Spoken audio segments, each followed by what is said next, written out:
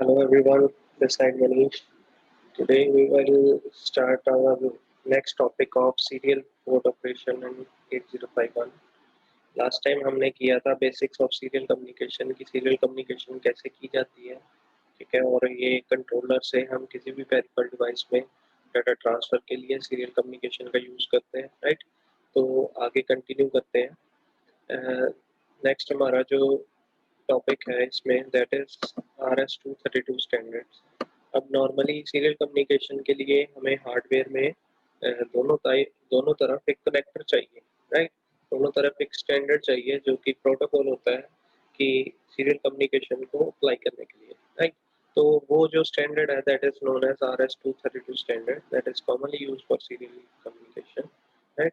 And it is an interfacing standard. RS-232 was set by the Electronics Industries Association in 1960. तो ये काफ़ी पुराना standard है जो कि 1960 से चलता आ रहा है और आज तक भी हम इसको जो है वो सीरियल कम्युनिकेशन के लिए यूज़ करते हैं।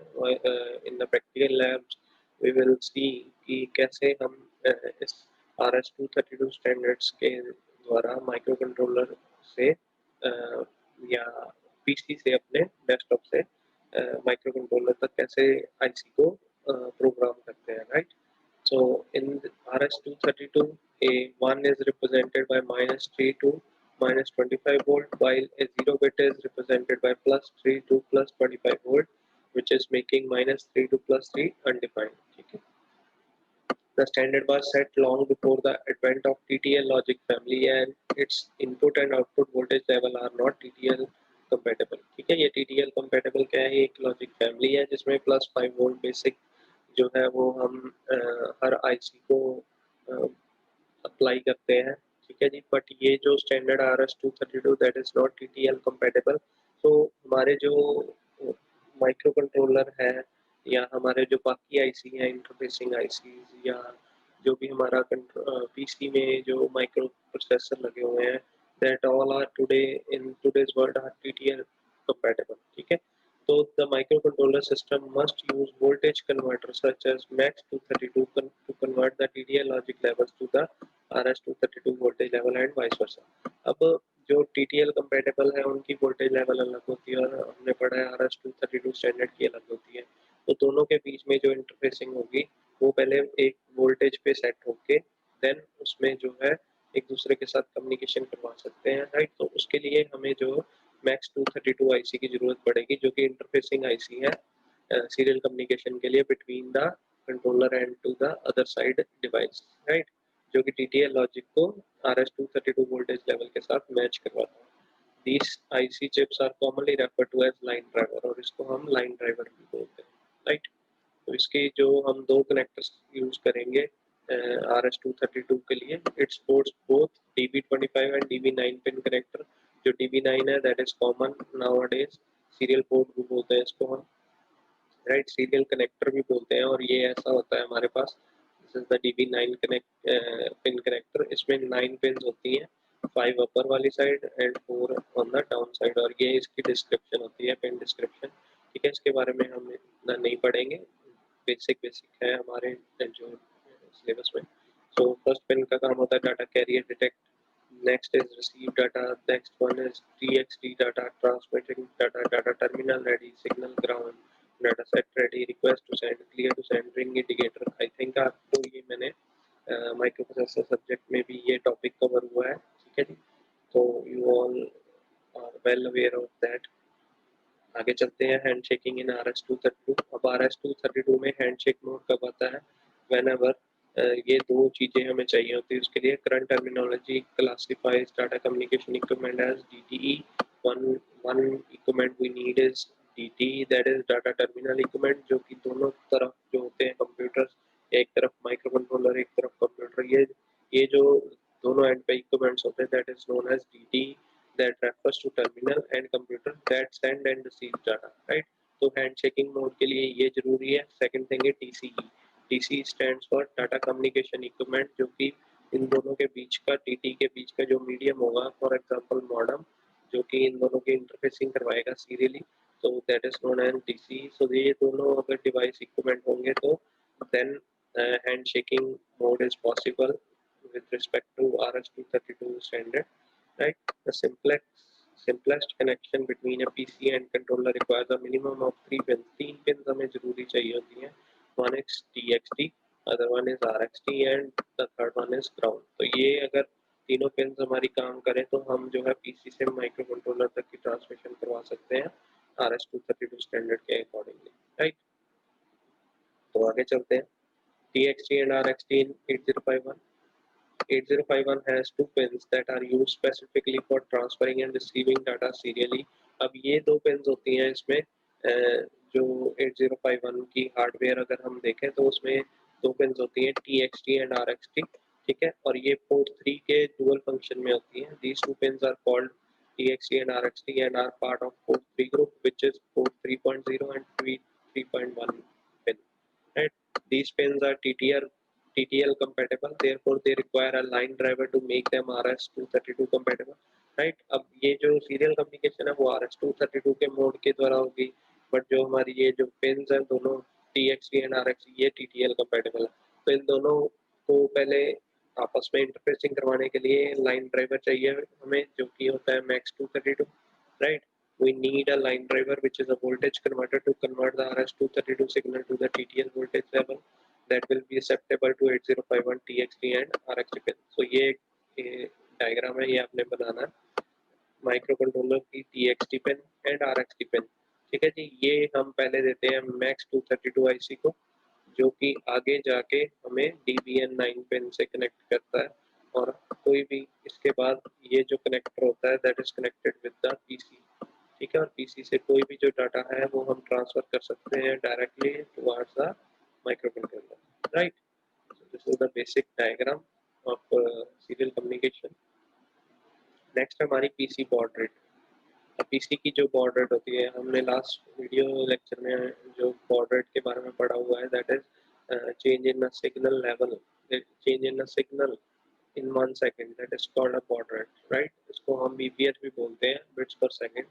So PC compatible COM ports, compatible computers, microprocessor normally have two COM ports. Both ports have RS-232 type connectors. COM ports are designated as COM1 and COM2 port. जो पहले COM port होते थे जिसको हम serial communication बोलते थे, वो पहले दो होते थे, ठीक है? Towards the PC and microprocessor वाले कोई भी जो डिवाइस होते थे, दो कॉम पोर्ट्स लगे होते थे उसमें, राइट? बट आजकल जो है ये ऑब्सोलीट हो गए हैं. आजकल यूएसबी पोर्ट्स ने इसको ओवरकम कर लिया है, ठीक है? जो कि यूनिवर्सल सीरियल बस होती है, मतलब हम सीरियल कम्युनिकेशन थ्रू यूएसबी भी करवा सकते हैं, but the old PCs have only serial port that is known as COM ports, right? To allow the data transfer between the PC and an 8051 system without any error, we make sure that the baud rate of 8051 system matches the baud rate of PC COM port. अगर हम दोनों के बीच में data transfer करवाना चाहते हैं तो हमें ये मेक श्योर करना पड़ता है, श्योर होना पड़ता है कि दोनों में जो बॉड रेट है दैट शुड बी सेम, ठीक है जी? जो कंट्रोलर की और जो पीसी की बॉड रेट होगी दैट शुड बी कॉमन. और ये कौन कौन सी हो सकती है? That should be 19,200 baud rate, 9,600, 4,800, 2,400, 1,200, 600, 300, 150 and 110. These all are the baud rates that are supported by the PC as well as microcontroller. So it should be same on both sides, right?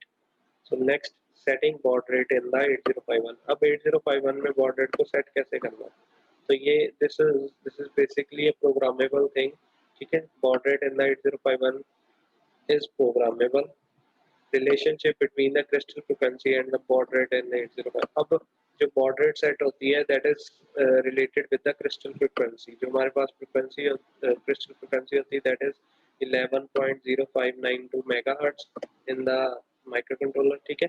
सबसे पहले क्या करना है? 8051 divide the crystal frequency by 12 to get the machine cycle frequency. सबसे पहले इसको 12 से divide किया जाता है, जो कि हमारे पास 921.6 किलोहर्ट्ज का एक मशीन साइकिल बनता है, राइट?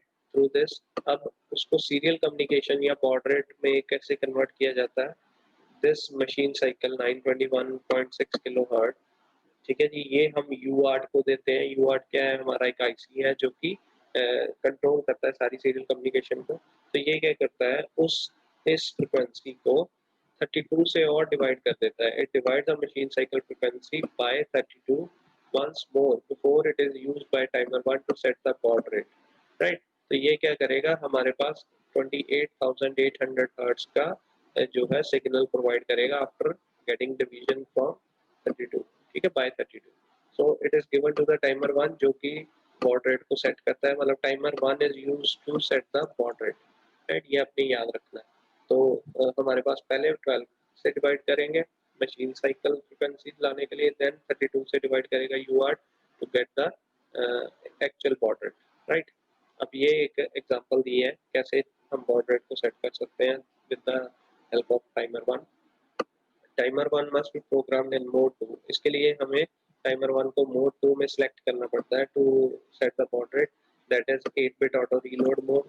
ठीक है जी. अब इसमें क्या है, विद XTAL ये एक एग्जांपल दी है कि 11.0592 मेगाहर्ट्ज जो है क्रिस्टल फ्रीक्वेंसी है. Find the TH1 value needed to have the following baud rates. ये 3 बॉड रेट सेट करनी है. कैसे करेंगे, with the help of TH1. तो ये इन्होंने एग्जांपल दी है. The machine cycle frequency of 8051 that is 11.0592 divide by 12 करेंगे तो मशीन साइकिल फ्रीक्वेंसी आ जाएगी. देन इसको 32 के साथ डिवाइड करेंगे तो हमारे पास 28,800 आ जाएगी, which is a frequency by UART which is given to the timer 1. अब उसको 9600 करना है तो 3 से डिवाइड करेंगे 28,800 को, तो 9600 बन जाएगा. अब 3 से डिवाइड करने के लिए हम TH1 में क्या पुट करेंगे, दैट इज -3.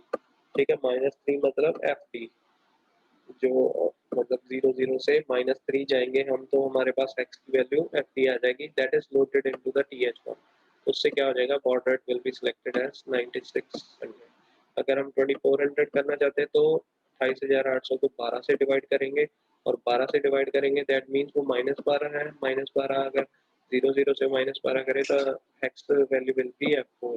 तो वो जो हम TH1 में लोड करेंगे. ऐसे ही 24 से डिवाइड करेंगे तो 1200 बन जाएगी हमारी, जो हमें थर्ड चाहिए. तो 24 माइनस करना है 00 से, तो हमारे पास E8 आएगा. तो TH1 में हम E8 डाल देंगे तो ये बॉड रेट सेट कर देगा 1200. Right, so that's how a baud rate will be set by the timer. Right, next ये इन्होंने और दिया है थोड़ा सा टेबल. अगर हमने 9600 बॉड रेट सेलेक्ट करनी है तो TH1 में जो डेसिमल वैल्यू चाहिए वो दैट इज -3 और हेक्स वैल्यू FD. अगर 48 चाहिए तो FA, अगर 24 चाहिए तो F4, अगर 1200 चाहिए तो E8. And it should be noted that XTL should be 11.0592 at that time. Right, चलो आगे है हमारा एक बहुत इंपॉर्टेंट रजिस्टर है इन द सीरियल कम्युनिकेशन. ये सीरियल कम्युनिकेशन के मोड शुरू करने से पहले ये दो रजिस्टर्स हैं, एक SBUF एक SON. तो ये दोनों रजिस्टर्स के बारे में हम पढ़ेंगे. तो सबसे पहले है SBUF register. A byte of data to be transferred via TXT line must be placed in the SBUF register. अब ये एक इंटरमीडिएट रजिस्टर है जो कि ट्रांसमिट करने से पहले और रिसीव करने से पहले यूज होता है. फॉर एग्जांपल हम कुछ ट्रांसमिट करना चाहते हैं किसी दूसरे डिवाइस में कंट्रोलर से, तो क्या करेंगे, सबसे पहले डाटा SBUF रजिस्टर में जाएगा, शॉर्ट टाइम के लिए वहाँ पे स्टोर होगा. Then it holds the data for some time. जब हैंडशेक मोड ऑन हो जाएगा तो ये डाटा ट्रांसफर करने को रेडी हो जाएगा, तो SBUF रजिस्टर जो है वो डाटा ट्रांसफर कर देगा. Right, SBUF holds a byte of data when it is received by the RxD signal. अब जब डाटा को रिसीव करते हैं कंट्रोलर तो वो पहले डाटा कहाँ जाता है, it is also saved by the SBUF register. जब SBUF रजिस्टर उसको सेव कर लेता है, उसको होल्ड करके रखता है जब तक कि जो है वो रेडी ना हो जाए controller. Once micro controller gets ready then it took the data from the SBUF register. ठीक है, तो इसको हम नॉर्मल ये बेसिकली तो SCR होता है, SFR होता है, बट इसको हम नॉर्मल रजिस्टर की तरह भी यूज कर सकते हैं. राइट, जैसे कि यहाँ दिया है move SBUF comma hash D stands for SKID और इसका जो कोड होता है दैट इज 44H. ठीक है, तो लोड करना है SBUF को 44H से. ऐसे ही A का डाटा SBUF में डाल दिया, SBUF का डाटा A में डाल सकते हैं. तो it is used like a simple other register. Right, when a byte is written in SBUF, it is framed by the 8051 with start and stop bit and transferred serially via the TXT bit. अब ये एक जैसे ware house होता है ना, किसी भी हम लॉजिस्टिक कंपनी का वेयर हाउस देखें तो उसमें क्या होता है, पहले हम एक जो प्रोडक्ट है अपना वो वेयर हाउस को दे देते हैं. देन वो एस बफ है, ठीक है। वो क्या करता है, उसको फ्रेम करता है, उसको पैकिंग कर देता है with the start and stop bit, then transfer serially by the TXT pin. मतलब ये एक कंटेनर है जो कि सारा कुछ काम करके आगे ट्रांसफर करता है डाटा को, राइट। ऐसे ही सीरियल जब हम कोई data when the bits are received serially by RXT, it is deframed by 8051 by eliminating the stop and start bit, making a byte out of the data received and then placing it in the SBUF। ऐसे ही SBUF में जो बाहर से data आता है that should be 10 bits और 11 bits, तो पहले उसको deframe किया जाता है, then 8 bit का जो डाटा बच जाता है वो सीरियल बफर को दिया जाता है होल्ड करने के लिए, right. Framing need not be done by programmer explicitly. तो फ्रेमिंग करने प्रोग्रामर को फ्रेमिंग करने की जरूरत नहीं होती, वो अपने आप जो है कंट्रोल हो करता है, राइट।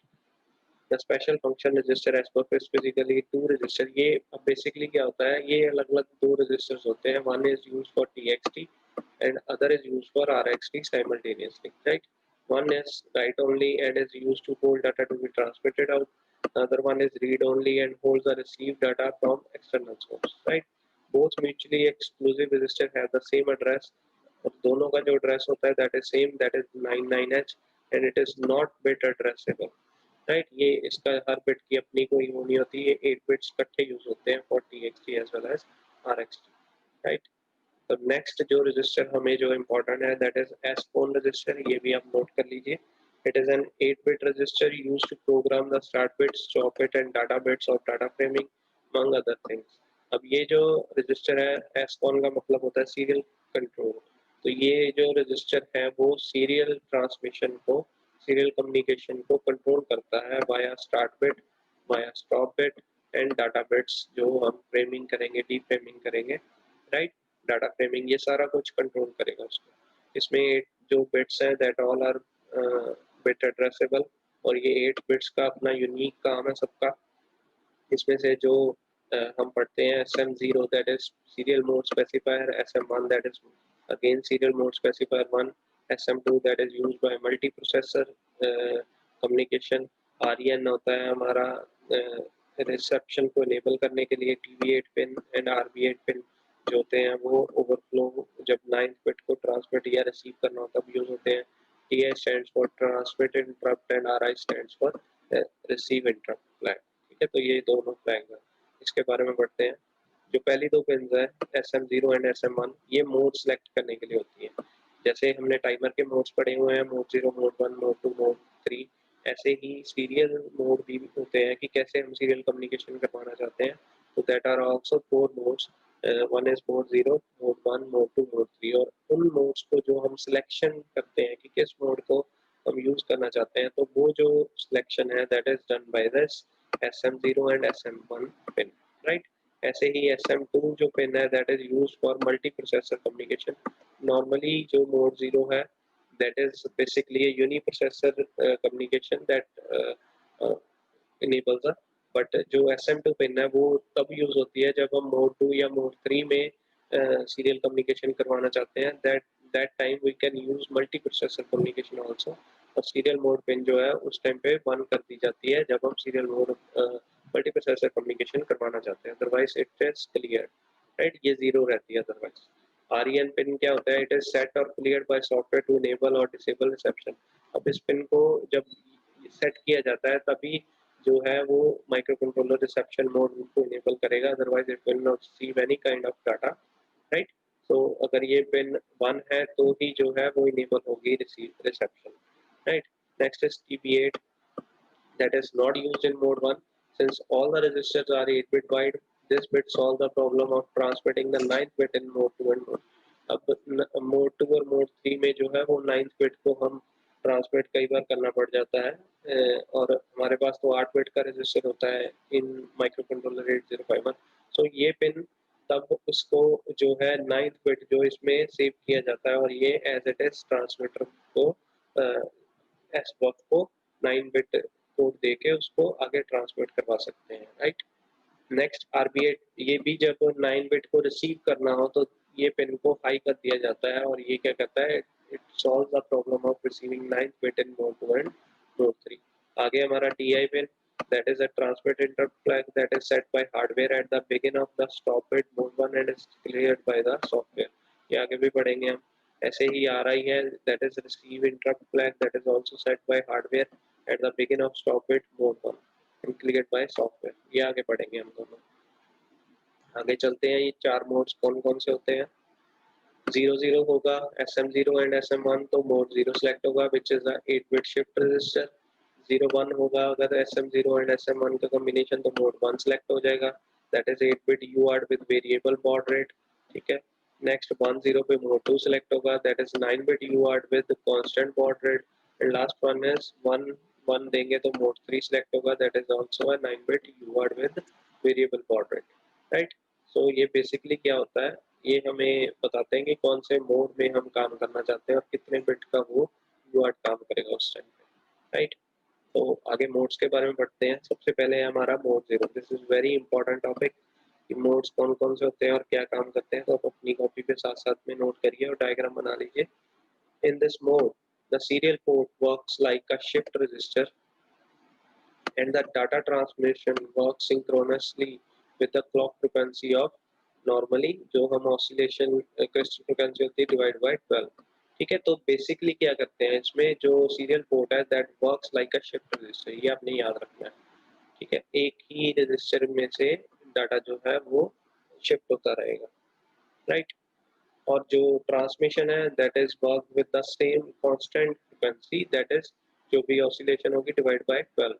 इसमें UART का कोई काम नहीं होगा। राइट, और serial data is received and transmitted through RxD pin. अब जो सीरियल डाटा हम ट्रांसमिट भी करेंगे या रिसीव भी करेंगे that is through the only RxD pin.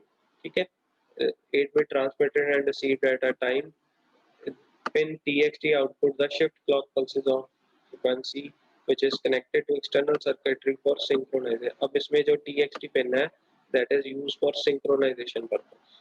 ठीक है, मतलब ये एक सिंक्रोनस कम्युनिकेशन हो जाएगी। ठीक है, शिफ्ट रजिस्टर में क्या होता है, पहले दोनों के क्लॉक सिग्नल मैच करते हैं, देन उसके बाद जो डाटा ट्रांसमिट होता है 1 by 1 बिट जो है वो आगे आगे चलता रहता है, शिफ्ट होता रहता है। ठीक है, तो it works like a synchronous mode. ठीक है, it works in a synchronous mode. ठीक है, और इसमें जो TXT पिन है वो क्लॉक पल्स मैच करेगी, मतलब वो सिंक्रोनाइजेशन के काम आएगी, और RxD पिन से हम डाटा ट्रांसमिट एंड रिसीव करेंगे। The shift frequency or baud rate is always 1/12 of the oscillator frequency। और इसमें जो baud rate होगी that is constant, और वो कितनी होगी, always fixed होगी, that is 1/12। ठीक है, this one, that's it। और RxD पिन है वो S box से कनेक्टेड होगी, जो कि डाटा को ट्रांसमिट करेगी और रिसीव भी करेगी। Right, so that was mode 0। आगे चलते हैं mode 1। इसमें क्या है, in mode 1 the serial port functions as standard universal asynchronous receiver transmitter mode. ये सबसे ज्यादा चलता है mode 1, that is commonly used in micro controller. तो ये एज अ स्टैंडर्ड UART की तरह काम करता है। इसमें जो है हमारे 10 bits are transmitted through TXT and receive through RxD।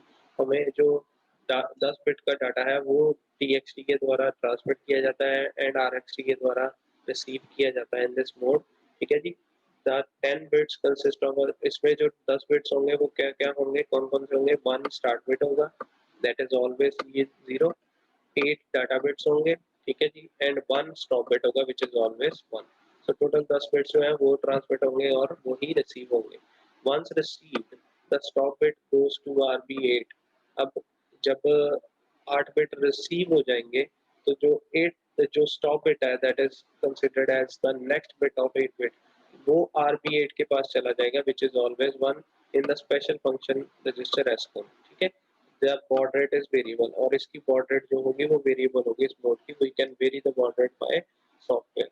Right, और इसमें ये देखिए SBUF जो है वो दोनों में काम आ रहा है, TXT के लिए भी और RxD के लिए भी। और जब RxD पे स्टॉप बिट आ जाएगी लास्ट बिट, तो वो कहाँ चली जाएगी, RB8 में चली जाएगी इन द एसकॉन रजिस्टर। राइट, तो अगला है हमारा mode 2। In this mode 11 bits are transmitted through TXT and received through RxD। अब ये 9 बिट UART मोड है। 9 बिट क्यों बोला जाता है इसमें, 8 बिट तो डाटा के होंगे, ठीक है, 2 bit basically start and stop, उसको नहीं काउंट करते वो, तो 10 बिट तो वो हो गए। जो 11th बिट है that is always a parity bit. ठीक है, तो सॉरी, जो it can be parity bit और it can be 9th bit जो कि हम ट्रांसफर करेंगे in the multi processor communication. ठीक है। सो टोटल 9 बिट हम फॉर्म में लेके आएंगे, बाकी 2 बिट्स और होते हैं स्टार्ट एंड स्टॉप बिट, वो होते ही होते हैं। It start bit which is 0, 8 bit for data होगा, 9th प्रोग्रामेबल बिट होगी and it stop bit that is 11 bit. ठीक है। While transmitting the 9th bit data bit that is TB8 इन एसकॉन, वो TB8 में होगी जो 9th बिट है, because 8 bit का डाटा है वो तो 9th बिट कवर कर नहीं सकता, तो 9th बिट कहाँ पे होगी, TB8 में होगी एसकॉन रजिस्टर में। that can be assigned the value 0 or 1, वो 0 या 1 होगी। ठीक है जी। अब एग्जांपल दी इन्होंने, if the information of parity is to be transmitted, the parity bit in PSW could be moved into TB8 on reception of the data, the 9th bit goes into RB8 in S1 while the stop bit is ignored। ठीक है। अब वो कहते हैं कि अगर parity bit हमने transmit करना है 9th बिट की तरह, तो पैरिटी बिट होता है PSW में नॉर्मली, तो वो कॉपी हो जाएगा TB8 में। ठीक है। और जब रिसीव करना है 9th बिट, तो हम सीधा RB8 में 9th बिट आ जाएगा इसका, उस टाइम पे कोई स्टॉप बिट जो है वो RB8 में कॉपी करने की जरूरत नहीं होती, दैट इज इग्नोर्ड। ठीक है। और इसकी जो बॉड रेट होती है दैट इज प्रोग्रामेबल, जो कि 32 से भी डिवाइड कर सकते हैं हम, 64 से भी डिवाइड करके ले सकते हैं हम, right. So baud rate can be divided. ठीक है। डिपेंड करता है क्या हम यूज कर रहे हैं मोड। ठीक है जी। और ये इसका डायग्राम है, ये आपने बनाना है। इसमें जो 9th बिट होगी वो RB8 में जाएगी, नॉट द स्टॉप बिट। ठीक है। और ऐसे ही जो 9th बिट हम ट्रांसमिट करेंगे वो TB8 से करेंगे, राइट। तो आगे चलते हैं। Mode 3, in this mode 11 bits are transmitted through, ये भी 9 बिट UART है but with the constant baud rate. इसमें बॉड रेट जो है वो वेरिएबल नहीं होगी, बाकी सारा कुछ सेम है। The various bits are same होगी, स्टार्ट बिट होगा 8 बिट, 8 डाटा बिट्स होंगे, 9th प्रोग्रामेबल बिट होगी और स्टॉप बिट होगी। It is same as the mode 2 except that the fact that the baud rate in mode 3 is variable। ठीक है। just as in mode 1। इसकी जो mode 3 की जो baud rate है that is variable। ठीक है। और जो mode 2 था वो constant होती है, सॉरी हमने अभी बोला था वो वेरिएबल है, दैट इज कांस्टेंट आइदर 1/32 और 1/64। ठीक है। ऐसे ही मोड 3 की जो होगी दैट इज वेरिएबल, और वो डिपेंड करेगा कि हम TH1 में क्या वैल्यू दे रहे हैं। टाइमर मोड के कारण टाइमर मोड से हम वेरी कर सकते हैं, right. The baud rate holds when the timer 1 is programmed in mode 2, right. और अगर मोड 2 में काम कर रहे हैं तो बॉड रेट जो होती है वो उसको होल्ड करके रख लेता है और वो कांस्टेंट हो जाती है। अब ये similarities and dissimilarity in modes क्या है। Modes 1 and 2 and 3 are very much similar, the only thing which differentiate them is baud rate। baud rate का मेन जो है वो सब में डिफरेंस है। baud rate is variable in mode 1 and 3 whereas it is constant in mode 2। the number of data bits are 8 in mode 1 whereas 9 in the case of mode and 2 and 3। ठीक है। जो mode 1 है उसमें 8 bits use होते हैं, उसमें 9 bit नहीं use होता है, जबकि मोड 2 एंड मोड 3 में हम 9 बिट भी यूज करते हैं। ठीक है। और TB8 and RB8 use in that mode 2 and mode 3।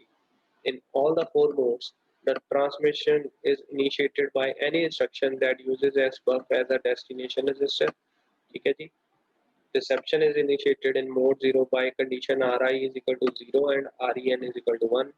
ऐसे ही reception is initiated in other modes by incoming start bit if Ren is equal to 1। ठीक है। तो ये हमारा जो चारों मोड है उसमें ट्रांसमिशन एंड रिसेप्शन कैसे स्टार्ट होती है उसके बारे में बताया हुआ इन्होंने। आगे है ये दो फ्लैग्स बहुत इंपॉर्टेंट है, transmit interrupt and receive interrupt। When 8051 finishes the transfer of 8-bit character, it raises the TI flag to indicate that it is ready to transfer another byte। ये बेसिकली बताने के लिए होता है माइक्रो कंट्रोलर को या user को कि हमने एक बाइट जो डाटा है वो ट्रांसमिट कर दिया है, अब next byte of data is ready to transmit.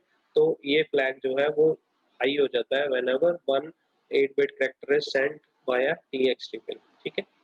the TI bit is raised at the beginning of the stop bit, और ये तभी रेज हो जाता है जब 8 बिट्स ट्रांसफर हो जाते हैं और स्टार्ट बिट जो है स्टॉप बिट जो है वो स्टार्ट होने लगता है, रेज होने लगता है, राइट। रिसीव इंटरप्ट में क्या है, when the 8051 receives data serially via RxD pin, it places the byte in SBUF register, then raises the RI flag bit to indicate that a byte has been received and should be picked up before it is lost। अब ये pin भी एक flag की तरह काम करती है। ये क्या करती है कि जब RxD पिन से डाटा कोई कॉपी हो रहा होता है या रीड हो रहा होता है, तो जब SBUF में बिट्स ट्रांसमिट हो जाते हैं तो ये फ्लैग जो है वो इंडिकेट कर देता है माइक्रो कंट्रोलर को कि 1 byte has been received and इसको जो है वो आगे जो है ट्रांसफर कर दिया जाए in the micro controller before it is lost, right. So it is raised half way through the stop bit. जब स्टॉप बिट आधा निकल जाता है तब ये जो है हाई हो जाता है, आर आई। ठीक है, so this was our serial mode operation जिसमें हम 4 मोड्स के बारे में पढ़ चुके हैं।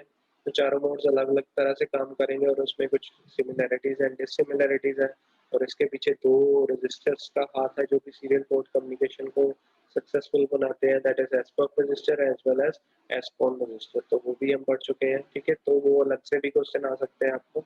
और बॉड रेट क्या होती है उसके बारे में पढ़े हैं हमने, और कैसे सिलेक्ट कर सकते हैं बॉड रेट को थ्रू टाइमर 1 वो भी हम पढ़ चुके हैं। और RS-232 स्टैंडर्ड भी इसमें कवर हो चुका है। So this is very important topic for you all.